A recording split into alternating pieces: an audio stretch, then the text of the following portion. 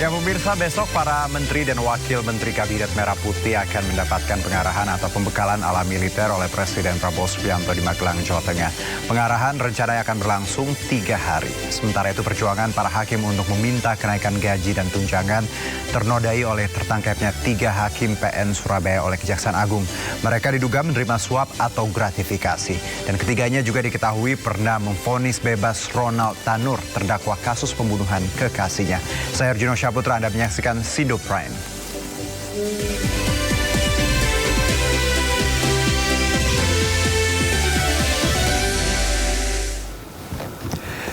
Meski mendapat penangguhan penahanan, proses hukum terhadap Supriyani, seorang guru honorer di sebuah SDN di Kendari, Sulawesi Barat tetap berjalan. Dan sebelumnya, Suryani dipenjara lantaran dituduh menganiaya muridnya, anak dari seorang oknum polisi.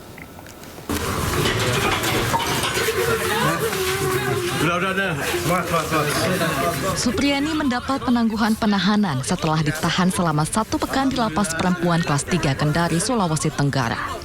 Saya bersyukur saya bisa pulang ke rumah. Terima kasih banyak teman-teman. Mudah-mudahan sini ada hikmah yang saya dapatkan. Tapi memang Bu, Ibu tidak mengakui dengan perbuatan itu, Bu? Tidak, Pak. Tidak. Beliau ini kan adalah sementara mengurus untuk P3K. Jadi otomatis dalam pengurusan surat-suratnya atau administrasi semua pasti akan terkendala. Ini makanya yang kami minta kalau bisa untuk dari pihak kejaksaan ataupun pengadilan kalau bisa dihentikan perkara ini dihentikan saja atau tidak kita RJ-kan saja. Kita restorasi justice. Kendati telah bebas karena penahanannya ditangguhkan, proses hukum terhadap Supriyani tetap berjalan. Pihak Kejaksaan Negeri Konawe Selatan menyebut penanganan perkara tetap dilanjutkan karena perkaranya sudah dilimpahkan ke Pengadilan Negeri Andolo. Untuk proses ini tetap kami lanjutkan untuk mencari kebenaran material ya.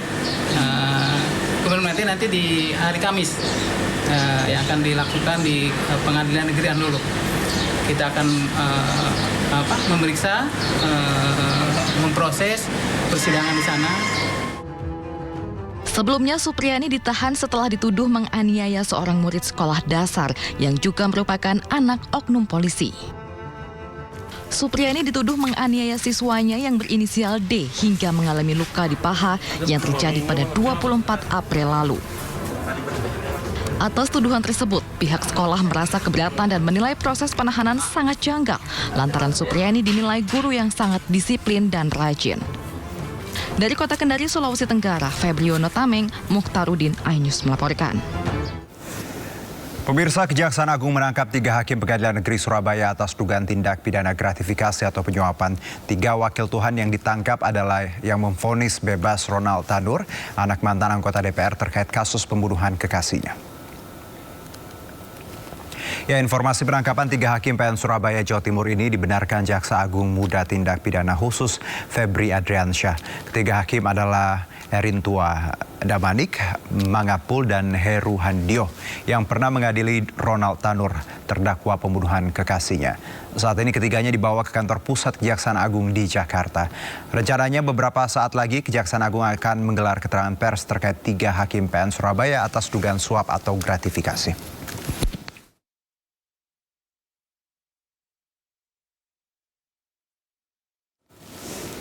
Ya, kabar penangkapan 3 hakim PN Surabaya oleh Kejaksaan Agung terjadi di tengah perjuangan solidaritas hakim menuntut hak penyesuaian kesejahteraan.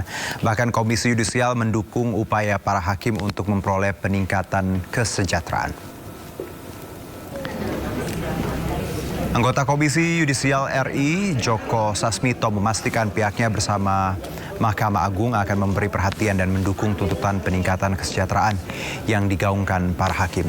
Sementara itu pihak Solidaritas Hakim Indonesia berharap janji Presiden terpilih Prabowo Subianto untuk mensejahterakan dan menaikkan gaji hakim bisa segera terrealisasi.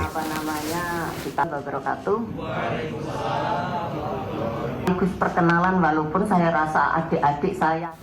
Ya, bahkan Presiden Prabowo Subianto akan mengakomodasi tuntutan kesejahteraan para hakim. Prabowo menegaskan posisi hakim harus terhormat dan punya harga diri tinggi sehingga para hakim tidak bisa dibeli.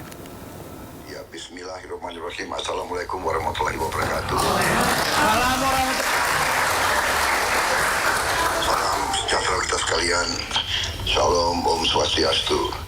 Saudara-saudara sekalian, saya diberitahu oleh Profesor Dasko bahwa ada pertemuan antara saudara-saudara perwakilan dari para hakim dengan pimpinan DPR. Saya memang menaruh perhatian yang sangat besar sudah sejak lama terhadap para hakim. Saya berpendapat bahwa yudikatif kita harus sangat kuat, dan karena itu dari dulu pendapat saya, saudara boleh cek di semua pidato saya, di berbagai juga tulisan saya, saudara bisa dipelajari rekam saya, rekam jejak ucapan-ucapan saya sangat berpendapat bahwa para hakim harus diperbaiki kualitas hidupnya, dan harus dijamin supaya para hakim itu sangat mandiri dan bisa menjalankan tugas sebagai hakim dengan sebaik-baiknya. Karena itu dari dulu rencana saya ingin memperbaiki remunerasi penghasilan para hakim supaya menjadi sangat baik gitu. Itu pandangan saya dari dulu, dan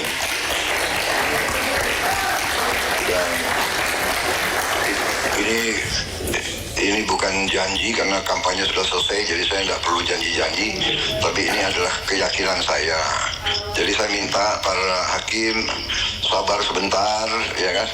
Begitu saya memang menerima estafet, saya menerima mandat, dan saya menjalankan, saya benar-benar akan memperhatikan para hakim, karena supaya negara kita bisa hilangkan korupsi, para hakim yang tidak boleh bisa disogok, para hakim yang tidak bisa dibeli, para hakim harus terhormat, para hakim harus mendapat perhatian dari negara, penghasilan yang memadai sehingga dia punya harga diri yang sangat tinggi dan dia tidak perlu untuk cari tambahan. Itulah tekad saya, itu keyakinan saya.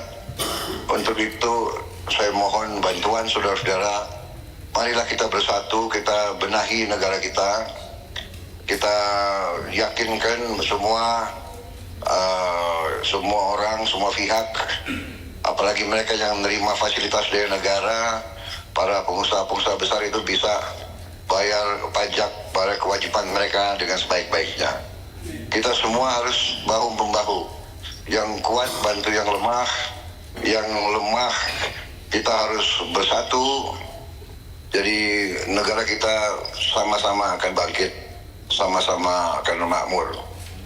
Saya kira itu para hakim yang saya hormati, mohon sabar. Saya juga kaget saya mendengar kondisi kalian, tapi saya sudah merencanakan bagaimana kita memperbaiki kondisi kalian. Saya kira itu dulu sementara, ya, saudara-saudara. Pada saatnya nanti saya bisa minta waktu untuk saya bisa mungkin tetap muka dan bicara langsung sama saudara-saudara. Tapi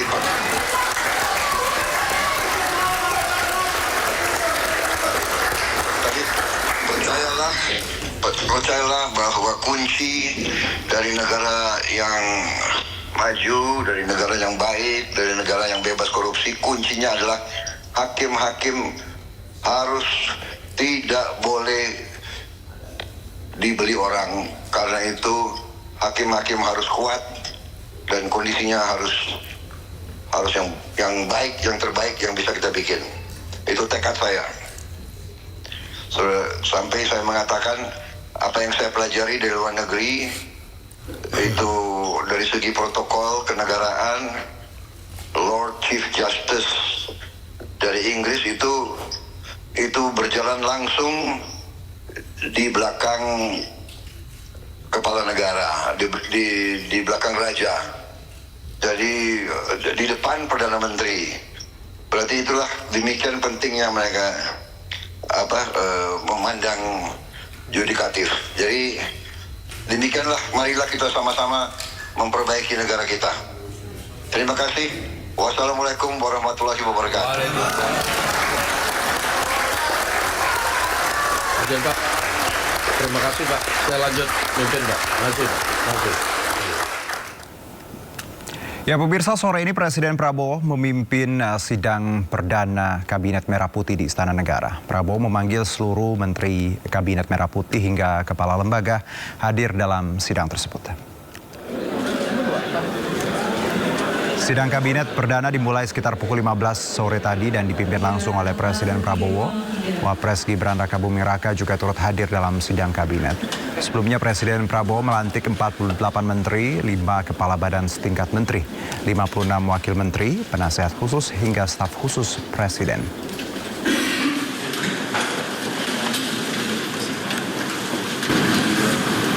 Saudara sekalian, sekarang saya kira adalah suatu momen bersejarah. Ini adalah sidang kabinet paripurna pertama yang saya pimpin.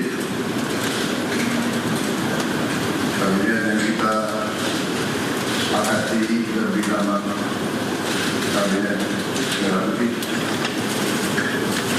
untuk menjadi suatu simbol persatuan, simbol kebersamaan, simbol kebangsaan. Saya terus-menerus sudah beberapa tahun ini maju ke hadapan rakyat Indonesia, pada semua pemimpin politik, pemimpin masyarakat, pemimpin agama, pemimpin pengusaha. Saya terus-menerus menekankan pentingnya bersatu. Ya, lalu pemirsa, apa saja arahan Presiden Prabowo dalam sidang Kabinet Perdana di Istana Kepresidenan hari ini? Kita simak pernyataan para menteri maupun pejabat negara lainnya. Presiden memberikan arahan yang sangat detail, ya. Tapi intinya yang bisa kami sampaikan kepada teman-teman adalah bahwa Presiden memberikan arahan dalam rangka menyatukan visi agar kabinet ini bisa langsung aksi. Jadi menyatukan visi biar bisa langsung aksi. Presiden berikan arahan supaya kementerian, badan-badan segera menyusun tim kerja yang baik, tim yang bisa bekerja dengan baik dan bisa bekerja dengan efisien. Beliau meminta seluruh menteri membangun sebuah super tim yang bisa bekerja seperti tim total football. Kemudian beliau juga mengingatkan kepada seluruh kementerian dan kepala badan agar setia kepada tujuan kita berbangsa dan bernegara seperti yang tercantum dalam pembukaan Undang-Undang Dasar 1945. Tidak ada yang boleh mengkhianati tujuan kita bernegara, dan beliau mengelaborasi ini dengan sangat detail, sangat panjang tadi. Seluruh anggota kabinet dan kepala badan juga diminta untuk handal dalam mengelola kekayaan negara dan untuk bisa dimanfaatkan sebesar-besarnya untuk kemakmuran masyarakat. Birokrasi ya harus berubah dan harus bisa lebih cepat dalam melayani kebutuhan masyarakat. Jangan terlalu banyak membuat kegiatan-kegiatan yang tidak bermanfaat. Tadi Bapak Presiden juga menyampaikan bahwa besok akan ada kegiatan di Magelang untuk menggembleng para menteri. Tapi beliau bilang tidak usah takut, ini bukan ospek atau militerisme, ya, ini untuk kebersamaan, keguyuban, untuk melakukan team building dan untuk melakukan koordinasi antar kementerian dan lembaga. Jadi dan kenapa dilaksanakan di Magelang? Karena ini juga salah satu simbol perjuangan, ya, simbol heroisme di sana. Dan ini memang kita harus patriotik. Oleh sebab itu, oleh karena itu memang kabinetnya dinamakan sebagai Kabinet Merah Putih, karena patriotisme harus menjadi inti dari perjuangan kabinet ini. Mungkin itu yang bisa kami sampaikan. Saya rasa cukup buat teman-teman.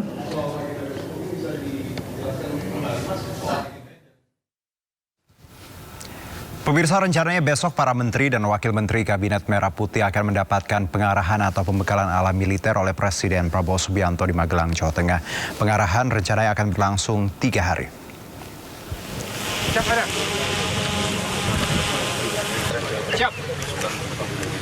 Siap, cukup.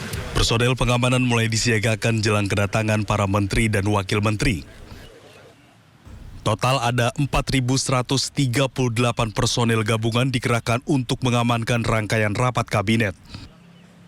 Pengamanan akan dilakukan di dalam hingga area luar Akademi Militer.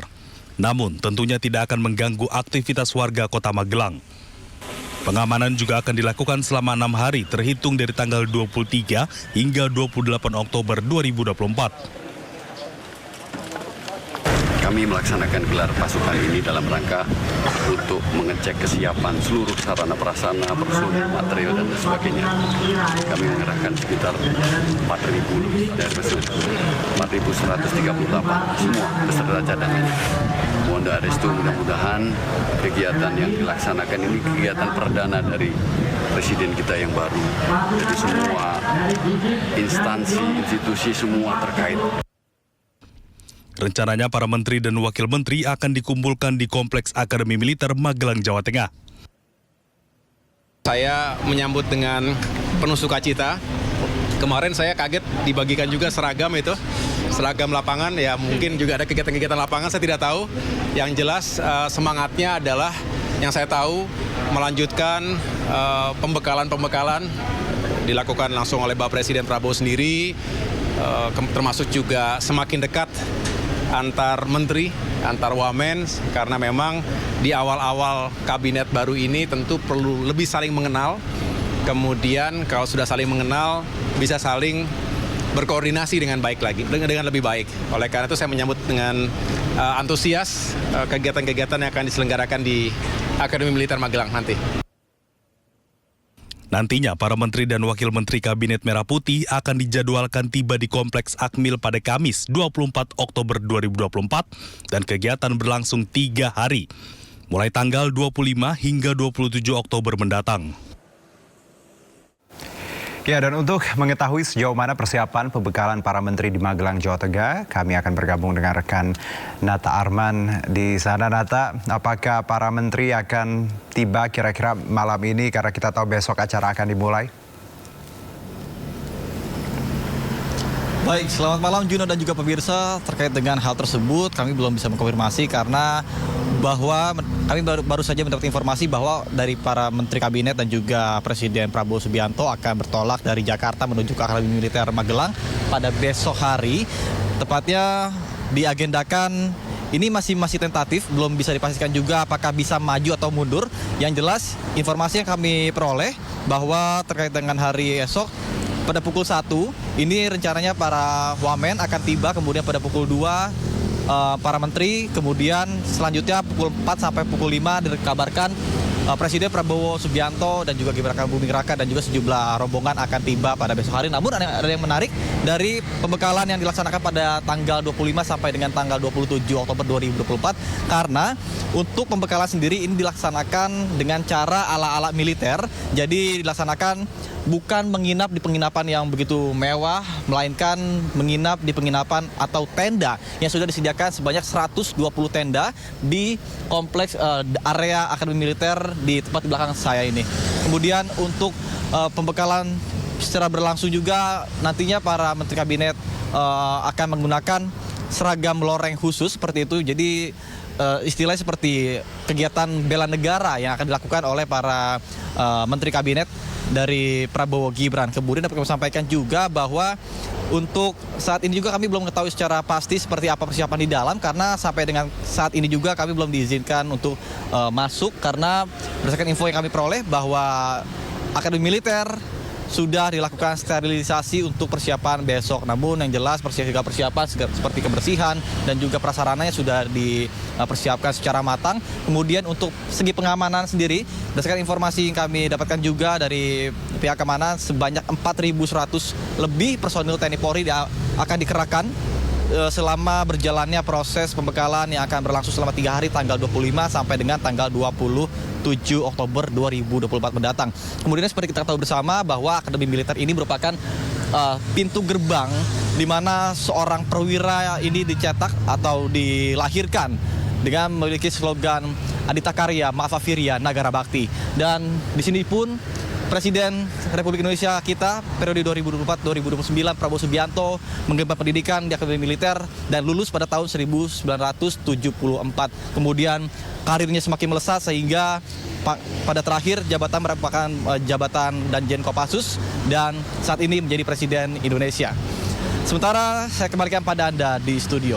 Juno. Baik, terima kasih Nata Arman atas laporan Anda. Selamat bertugas kembali. Pemirsa, jajaran Menteri dan Wakil Menteri Kabinet Merah Putih Prabowo akan bertolak ke Lembah Tidar Kamis besok. Diketahui Lembah Tidar merupakan tempat para calon taruna Akademi Militer ditempah agar menjadi pribadi yang tangguh.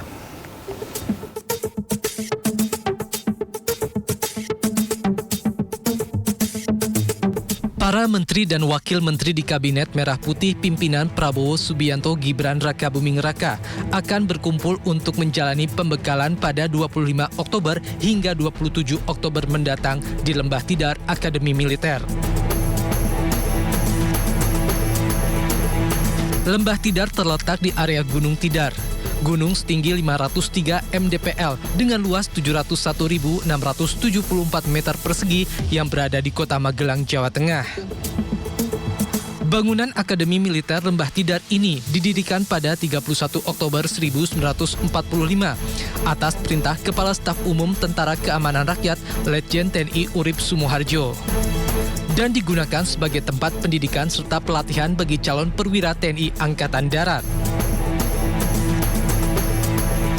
Selain itu, tempat ini juga memfasilitasi pembentukan karakter dan pengabdian seumur hidup kepada negara. Lokasinya yang terpencil di kaki Gunung Tidar membuat para calon perwira fokus dalam penguatan fisik latihan perang dan strategi militer. Presiden Prabowo Subianto dan Wakil Presiden Gibran Raka Buming Raka akan memberikan petunjuk dan arahan teknis kepada masing-masing kementerian supaya dapat saling mengenal satu sama lain.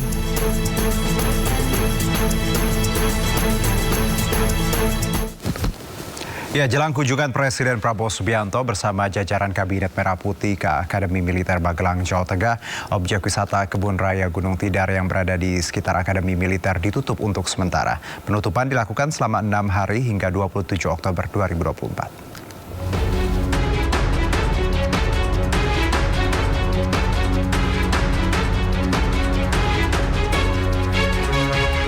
Inilah suasana objek wisata Kebun Raya Gunung Tidar yang berada di Kota Magelang, Jawa Tengah. Gunung Tidar merupakan bukit yang berada di tengah Kota Magelang yang menjadi destinasi wisata religi yang berbatasan langsung dengan Komplek Akademi Militer. Sejak Selasa 22 Oktober, objek wisata ini ditutup.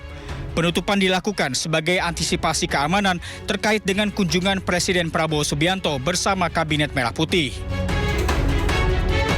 Nantinya para menteri dan wakil menteri Kabinet Merah Putih akan memperoleh pembekalan di Akademi Militer Magelang, Jawa Tengah.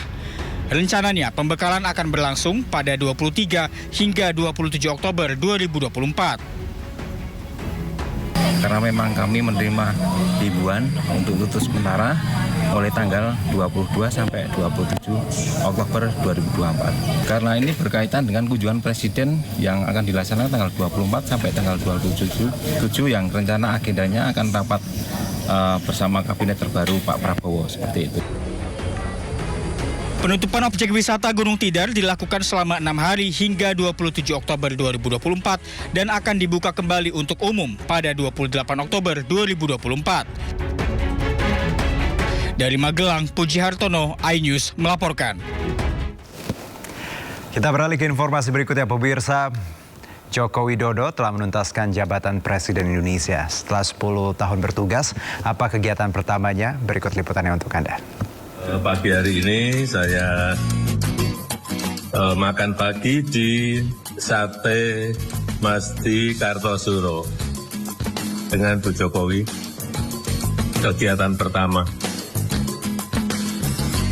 Ternyata kegiatan pertama wisata kuliner di Sukoharjo, Solo bersama sang istri. Keduanya terlihat lahap menyantap menu makanan yang tersaji. Dalam unggahannya, Jokowi juga mengungkapkan bahwa sate ini menjadi langganannya di Solo. Menu yang dipesan sate buntel, tongseng, dan gulai. Sate buntel menjadi menu kesukaan Iriana, sedangkan Jokowi sejak dulu selalu pesan tongseng. Memang sebelum purna tugas, Jokowi mengaku ingin beristirahat di kampungnya di Solo. Kepala Badan Percepatan Pengentasan Kemiskinan Budiman Sujatmiko mengusulkan orang miskin bisa dilibatkan dalam program makan bergizi gratis. Diskusi yang akan kami hadirkan usai jeda berikut.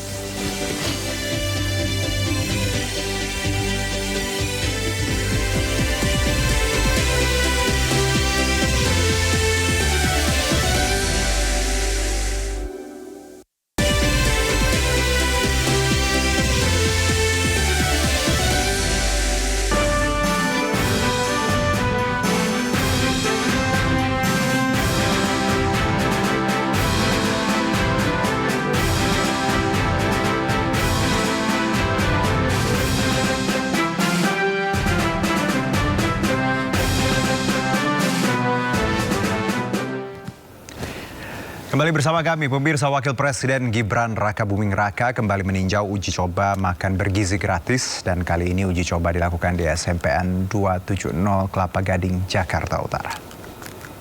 Oke ya.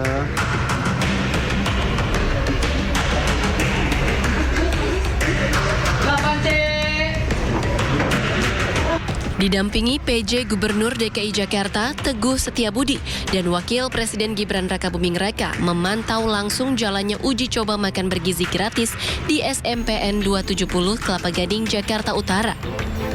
Dalam kesempatan ini, Gibran berkeliling ke meja makan anak-anak serta menanyai langsung sejumlah siswa kelas 8A yang tengah menikmati makanan. Di SMP 270. Ya, kita lihat tadi di beberapa kelas antusiasme para siswa-siswi luar biasa sekali dan ini perlu kita tanya langsung ke penerima manfaatnya. Suka nggak tadi sama menunya? Suka Pak. Suka. Enak nggak? Enak. Mengenyangkan.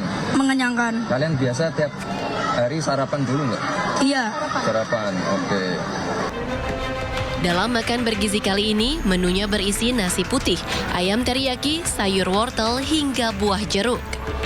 Seperti diketahui, program makan bergizi gratis merupakan salah satu program Presiden dan Wakil Presiden Prabowo Gibran dalam rangka untuk memenuhi kebutuhan gizi anak. Dari Jakarta, Hendri Aprila, iNews melaporkan.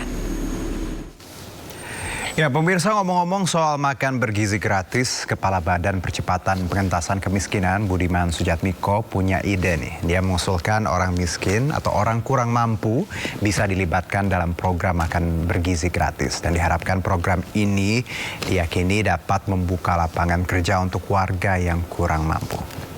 Saya hanya melibatkan orang miskin agar terlibat di dalam suplai atas proses makan bergizi gratis itu. Selain juga penerima, orang miskinnya harus dilibatkan dalam proses produksi beras, telur, sayur, menyuplai bagi makannya orang 25 juta, katakanlah di tahun 2025. Katakanlah begitu. Maka saya harus nyetor data orang miskin itu untuk terlibat dalam proses memproduksi telur, memproduksi beras, memproduksi sayuran, gitu. Selain tentu saja, kalau saya minimal 50%. Minimal harus 50% orang miskin menjadi supplier, tapi tentu saja kita sediakan akses, ya, kita sediakan aset sehingga kemudian dapat core dipermudah. Saya akan berbicara juga tentu saja pada perbankan Saya akan berbicara juga kepada PNM misalnya, Permodal Nasional Mandiri, agar memberikan kur agar orang miskin bisa bikin kandang untuk ayam, satu nyuplai daging ayam dan telur, sehingga kemudian BKN bisa nerima pasokan dari situ. Ya, untuk membahas pelaksanaan program makan siang bergizi gratis, telah bergabung bersama kami pakar kesehatan Prof. Chandra Yoga Ditama. Selamat malam, Prof. Ya, selamat malam. Ya, terima kasih sudah bergabung bersama kami. Jauh-jauh dari Kamboja ya, Prof ya? Iya, saya sedang di Phnom Penh di Kuta. Baik, terima kasih Prof. Tapi sebelumnya juga pemirsa dan juga Prof, kami juga sudah mencoba untuk mengundang Kepala Badan Percepatan Pengentasan Kemiskinan Bapak Budiman Sujatmiko, dan juga Kepala Kantor Komunikasi Kepresidenan Hasan Nasbi, dan juga Kepala Badan Gizi Nasional Badan Hindayana. Namun semuanya belum bisa memenuhi undangan dialog malam ini, tapi tidak apa-apa, kita coba bahas dari sudut perspektif ya kesehatan. Saya mau ke Prof. Chandra langsung nih, Prof. Kalau kita lihat ini kan idenya bagus, semangatnya bagus tadi, bagaimana memperbaiki gizi, mencegah stunting, dan kita tahu di kuartal pertama 2025 ada 3 juta penerima, lalu dilipat gandakan hingga Juli nanti rencananya akan ada 15 juta penerima. Kalau bicara dari perspektif Anda, Prof, apa saja plus minus program makan siang bergizi gratis ini, Prof? Tentu saja plus yang kelihatan ya, walaupun ada beberapa hal yang mesti diperhatikan begitu ya. Jadi menurut saya setidaknya ada 3 manfaat yang jelas dari program makan gratis ini, atau makan bergizi lah, saya dengar nama istilahnya menjadi makan bergizi. Yang pertama tentu saja sesuai dengan namanya, dia bisa meningkatkan gizi masyarakat yang memang membutuhkan gizi yang baik. Kan ada cerita tidak makan pagi, walaupun tadi saya dengar Pak Wapres bertanya pada anak-anak yang di Jakarta, mereka makan pagi. Tapi anyway, niat untuk meningkatkan gizi tentu hal yang baik dan harus kita apresiasi. Itu nomor 1. Dan nomor 2, selain meningkatkan gizi, tentu saja kalau dia makan yang baik, kenyang, apalagi kalau nanti mungkin diperluas bukan hanya sekolah, maka aktivitasnya jadi lebih baik, stamina-nya lebih baik, sekolah bisa lebih bagus, belajar lebih rajin, dan kemudian juga ya lebih produktif, katakanlah begitu. Itu poin yang kedua. Tapi juga ada poin yang ketiga, karena ini ngomong dari kesehatan, tentang dia bisa berperan penting tentu dalam menangani berbagai masalah kesehatan. Bukan hanya stunting yang spesial, ada kekurangan gizi. Seperti tadi di awal kita sampaikan bahwa saya sedang di Phnom Penh. Tadi saya ke puskesmas waktu saya dihubungi oleh teman Anda, saya sedang di puskesmas. Di Phnom Penh, bukan di Indonesia ya, Phnom Penh ya. Nah, kita tanya sama pasien puskesmas itu, puskesmas di sini, sekali lagi bukan di Indonesia. Saya bilang, dia sudah makan obat 4 bulan, harusnya 6 bulan. Apa tantangan yang dirasakan begitu? Dia bilang tantangan yang utama adalah cari makan susah kita, kata gitu. Jadi artinya itu merupakan salah satu contoh bagaimana dalam hal ini kebetulan pasien tuberkulosis, dia juga membutuhkan makanan sehat tentu saja untuk membantu kesembuhannya selain obat-obat yang dia berikan. Jadi setidaknya ada 3 hal itu yang saya pikir hal yang positif, yang bagus untuk dilakukan, sehingga kita tentu mendukung program ini yang memang sudah digagas oleh Pak Presiden dan Wakil Presiden, mudah-mudahan bisa berjalan dengan baik. Menarik tadi Anda menyebutkan meningkatkan gizi, stamina, lebih produktif, plus juga menangani beragam masalah kesehatan. Nah, kalau kita bicara secara gizi, Prof, apa yang harus jadi concern ketika kita tadi pemerintah dan bekerja dengan banyak pihak ketika mereka melaunching atau membuat makan bergizi siang ini, item apa yang memang harus mutlak? Kita tahu bahwa ya tidak semua protein atau karbohidrat ya harus juga ada punya takaran. Anda melihat bahwa apa yang memang harus first thing first yang harus dipahami oleh penyelenggara? Ya, dulu kita kenal konsep yang namanya 4 sehat 5 sempurna begitu ya. Nah, sekarang kita lebih kenal dengan yang namanya gizi seimbang. Gizi seimbang itu oleh Kementerian Kesehatan diperkenalkan dengan konsep namanya isi piringku. Jadi ada gambar piring begitu, di mana sepertiga diantaranya adalah karbohidrat, mau nasi tergantung daerahnya, mau jagung, mau sagu tergantung daerahnya. Sepertiganya adalah protein, bisa protein hewani, bisa protein nabati barangkali, dan sepertiga lagi adalah sayur. Komposisi ini minimal itu secara sederhana, pada umur tertentu ada yang harus tambahkan kacang-kacangan dan sebagainya. Jadi komposisi gizi ini tentu harus terjamin begitu. Itu poin yang pertama yang harus diperhatikan. Nah, yang kedua, tadi sudah ditanyakan oleh Pak Wapres sebenarnya, walaupun ini makanan bergizi di bagian anak tentu faktor rasa dan faktor sedikit banyak estetika juga harus diperhatikan. Tentu tidak harus fancy banget gitu, tapi kalau kita lihat kotaknya bagus, tentu lebih bagus dan rasanya juga harus menyenangkan untuk anak-anak itu. Cuman ada hal ketiga yang penting. Jadi konsep makanan itu ada yang disebut sebagai, ini WHO juga sering menyebutkannya, from farm to plate.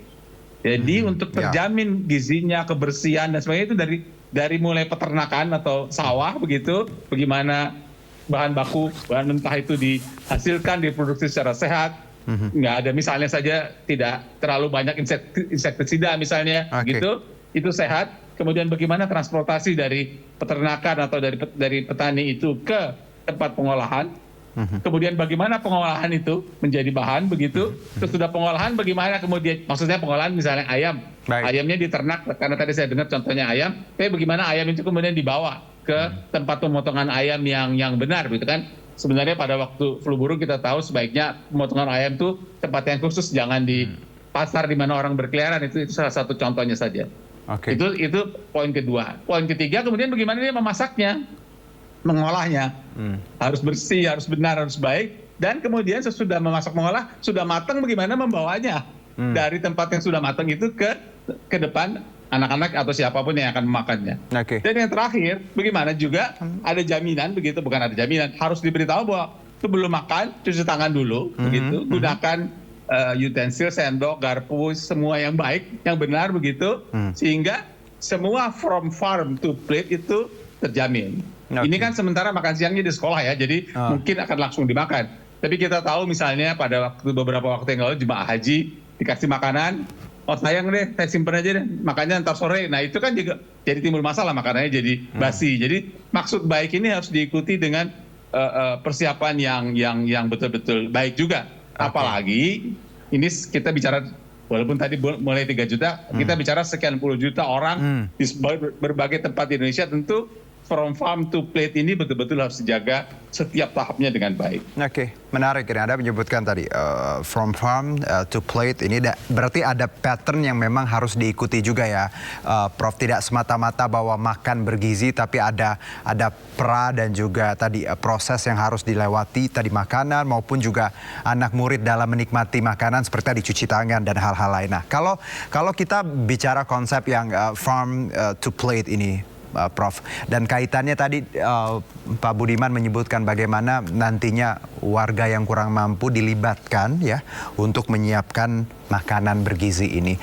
Anda melihat bahwa apakah ada hal yang harus jadi concern ketika kita melibatkan yang bukan profesional, atau mungkin karena memang semangatnya tadi juga membantu UMKM, mempersiapkan mereka juga mendapat penghasilan dan sekaligus mereka juga menikmati makan bergizi ini. Anda punya concern di sini bagaimana melink up all of those things, Prof? Ya, seperti yang ditulis di bawah ini, saya pakar kesehatan. Jadi saya bukan pakar ekonomi, bukan juga pakar pengentasan kemiskinan gitu ya. Jadi saya melihatnya dari kacamata kesehatan. Penyediaan makanan itu from farm to plate harus dijaga secara baik begitu ya. Sekali lagi, apalagi ini jumlahnya jutaan orang dan dilakukan di berbagai tempat. Itu yang kita mesti jaga dari kacamata kesehatan.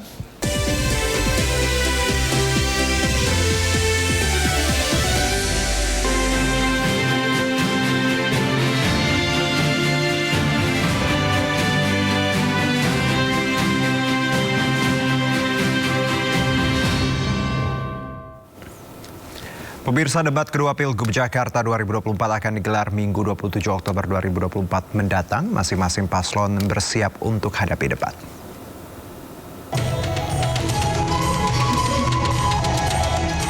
Pasangan Ridwan Kamil Suswono terus berlatih untuk hadapi debat kedua. Keduanya berlatih topik debat kedua calon gubernur wakil gubernur Jakarta. Ridwan Kamil pun menyatakan kesiapannya untuk debat pada hari Minggu mendatang. Kalau debat saya kira sama, kita harus kuasai topik-topiknya. Saya tetap tidak akan takabur, saya selalu latihan karena ngejawab 1 menit itu nggak mudah ya. Jadi lebih ke latihan agar tepat waktu dan kami punya banyak solusi terhadap masalah-masalah yang ada di Jakarta dan juga pengalaman yang bisa dibagikan. Karena nggak semua jawaban itu harus sesuatu yang baru, ya. Kebanyakan adalah sebagian sudah kami lakukan. Jadi insya Allah siap 27 Oktober untuk debat kedua. Sementara calon gubernur DKI Jakarta nomor urut 3 Pramono Anung mengaku tidak ada latihan khusus menjelang debat terbuka kedua. Dirinya juga mengaku tetap akan turun belusukan ke masyarakat seperti biasa. Jadi saya sudah membaca persiapan untuk debat yang kedua yang akan diadakan pada tanggal 27 Oktober ini. Karena sebenarnya untuk debat kedua banyak hal yang sudah saya sampaikan ke ruang publik. Dengan demikian saya karena pengalaman panjang saya ketika menjadi Menteri Sekretaris Kabinet menyiapkan ini, mudah-mudahan saya tetap di luar kepala hafal. Debat kedua Pilkada Jakarta akan digelar Minggu 27 Oktober 2024. Tema yang akan diangkat adalah ekonomi dan kesejahteraan sosial. Dari Jakarta, tim liputan iNews melaporkan. Ya, pemirsa, Lembaga Survei Indonesia merilis hasil survei terkini Pilgub DKI Jakarta pasca debat pertama lalu. Dan debat pertama Pilgub DKI Jakarta yang digelar 6 Oktober lalu berpengaruh pada elektabilitas para paslon. LSI yang menggelar survei 10 hingga 17 Oktober menemukan elektabilitas pasangan calon nomor urut 3 Pramono Anung, Rano Karno tertinggi dengan suara mencapai 41,6%. Disusul paslon nomor urut 1 Ridwan Kamil Suswono di angka 37,4%. Lalu paslon nomor urut 2 Dharma Pongrekun Kunwardana di angka 6,6%.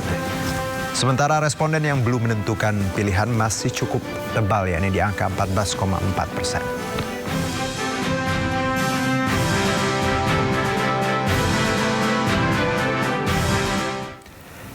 Ya, calon gubernur Jakarta nomor urut 1 Ridwan Kamil bertemu dengan komunitas disabilitas serta advokat muda di kawasan Menteng, Jakarta Pusat. RK berkomitmen menampung seluruh aspirasi dari berbagai kalangan untuk diimplementasikan dalam program kerja Ridho ke depannya.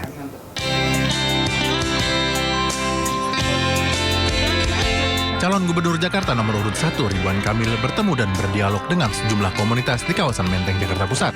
RK mendengarkan curhatan dari komunitas sahabat disabilitas, komunitas pengguna dan pelaku Jaklingko, serta advokat muda. Seluruh aspirasi ini ditampung dan dicarikan solusinya jika nanti terpilih untuk memimpin Jakarta dalam 5 tahun ke depan. Untuk kita nih ya, lebih diperhatikan semuanya deh, kayak pendidikan, kesejahteraan keluarga, terus seperti lapangan pekerjaan untuk disabilitas, terus UMKM-nya terus berjalan, atau misalnya ada bantuan atau apa gitu ya. Curhatan dari disabilitas terkait pekerjaan, modal. Kalau modal kan ada kredit mesra yang sudah kita siapkan. Kalau pameran juga ada bulanan kita pasar malam nutup jalan itu ya, yang Car Free Night itu juga bagian dari promosi sambil nanti kalau ada opportunity lain. Mantan Gubernur Jawa Barat ini berkomitmen mengakomodir setiap permasalahan dan berjanji akan memperjuangkan hak-hak warga Jakarta, khususnya penyandang disabilitas melalui program kerja Ridho. Dari Jakarta, Muhammad Zulhilmi Abdul Roshid iNews melaporkan. Ya, sementara itu Dharma Pongrekun belusukan ke kawasan Kemanggisan, Jakarta Barat. Sebagai satu-satunya calon gubernur jalur independen, Dharma berharap rakyat bersatu menjadikan Jakarta sebagai rumah bagi rakyatnya.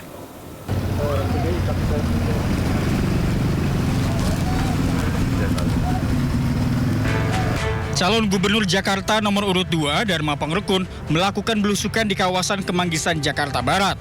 Dalam kunjungannya, Dharma menunjukkan kartu Jakartaku Aman yang disebut penggunaannya akan dipermudah. Sebagai satu-satunya calon gubernur dari jalur independen, ia berharap seluruh elemen masyarakat bersatu dan menjadikan Jakarta sebagai rumah bagi rakyatnya.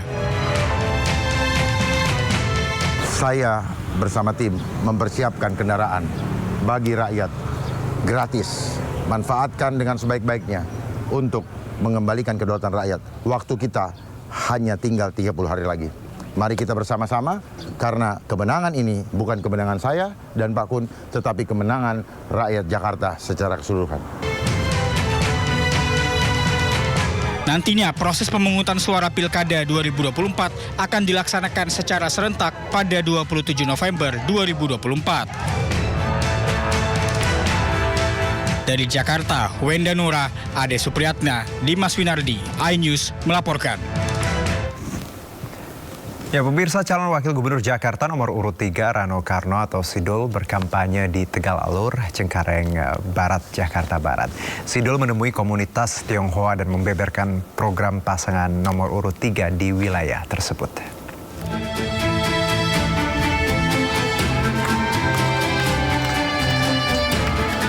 Cawagup nomor urut 3 Rano Karno atau yang akrab disapa Bang Do mengunjungi komunitas masyarakat Tionghoa di Tegal Alur, Cengkareng Barat, Jakarta Barat.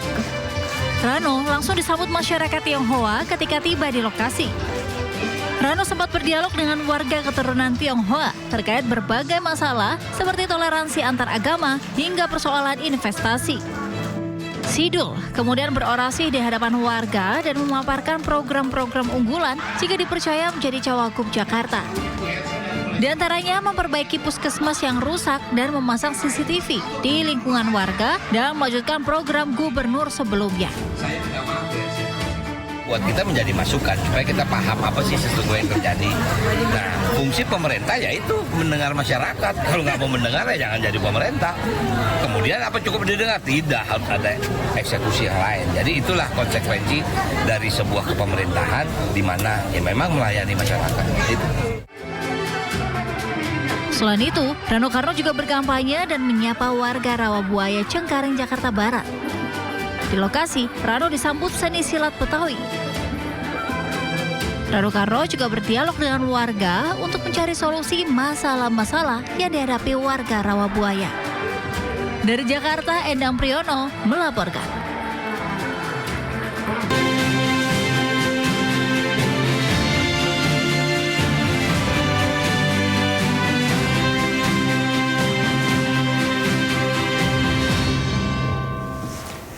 Ya, pemirsa, usai sudah Sindo Prime hari ini, jangan lupa Anda bisa mendapatkan informasi terkini dan terbaru melalui portal yang menghadirkan berita daerah nasional dan internasional di sindonews.com. Saya Herjino Syaputra undur diri. Terima kasih, sampai jumpa.